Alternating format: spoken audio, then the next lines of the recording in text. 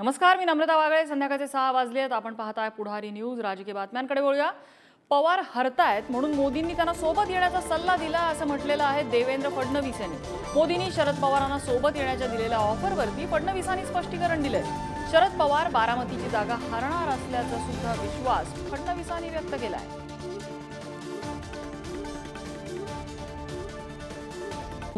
तुम्ही सगळे दाखवून राहिलात किंवा काही लोक दाखवून राहिलेत की शरद पवार साहेबांना NDA मध्ये येण्याचं निमंत्रण दिलं।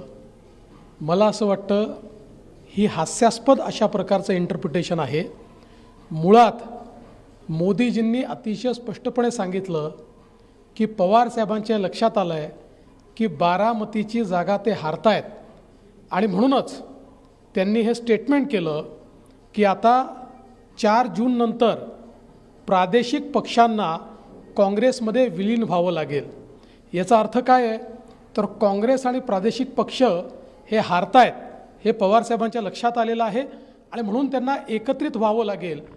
आणि त्यांना मोदीजींनी सल्ला दिला आहे की तुम्ही काँग्रेसमध्ये गेले तरी तुमची अवस्था तीच होणार आहे, कारण काँग्रेस हे संपणारा पक्ष आहे। त्यामुळे तुम्हाला खरंच जर काही करायचं असेल तर तुम्ही शिवसेनेने एकनाथराव शिंदेंसोबतच्या शिवसेनेसोबत जावं आणि तुम्ही अजितदादांच्या NCP सोबत जावं। त्यामुळे जणू काही मोदीजींनी निमंत्रण दिलं आहे आणि मग यांचे जे भोंगे बोलत आहेत की आता हे घाबरले आहेत त्यामुळे निमंत्रण देत आहेत। स्वतः पवार साहेबांनी सांगितलं की आम्हाला विलीन व्हावं लागेल, त्याच्यावर दिलेली प्रतिक्रिया आहे। मला असं वाटतं माध्यमांनी कुठली गोष्ट इंटरप्रिट करताना त्या ठिकाणी पूर्ण जे काही ते बोलले आहेत त्याच्या आधारावर इंटरप्रिट केलं पाहिजे। दरम्यान शरद पवारांनी एकनाथ शिंदे आणि अजितदादांसोबत यावं अशी थेट ऑफर मोदींनी शरद पवारांना दिली आहे। 4 जून नंतर काँग्रेसमध्ये जाऊन मरण्यापेक्षा छाती ठोकपणे अजित पवार आणि एकनाथ शिंदेंसोबत या, मोठ्या अभिमानानं स्वप्न साकार होतील असं पंतप्रधान नरेंद्र मोदी म्हणाले। तर ऑफरवर शरद पवारांनी टीकास्त्र टाकलंय। पराभवाच्या भीतीनं मोदी अस्वस्थ आहेत आणि त्यामुळे अशी वक्तव्य होत आहेत असं शरद पवार म्हणाले। तर नाना पटोलेंनी सुद्धा यावर प्रतिक्रिया दिली।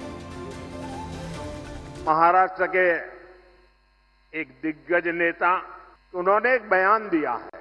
वो इतने हताश और निराश हो गए हैं कि उनको लगता है कि अगर 4 जून के बाद छोटे छोटे राजनीतिक दलों को कांग्रेस में मर्ज हो जाना चाहिए। ये जो नकली NCP है और ये नकली शिवसेना है, उन्होंने कांग्रेस में मर्जर करने का मन बना लिया है।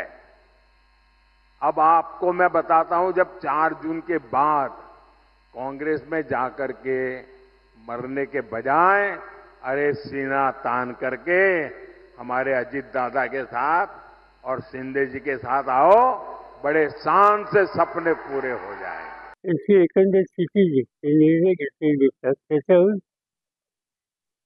मोदी साहेबांचा जो विचार, त्या विचाराच्या विरुद्ध जनमत व्यक्त होण्याची प्रक्रिया सुरू झालेली आहे आणि त्यावेळी ते अस्वस्थ आहेत।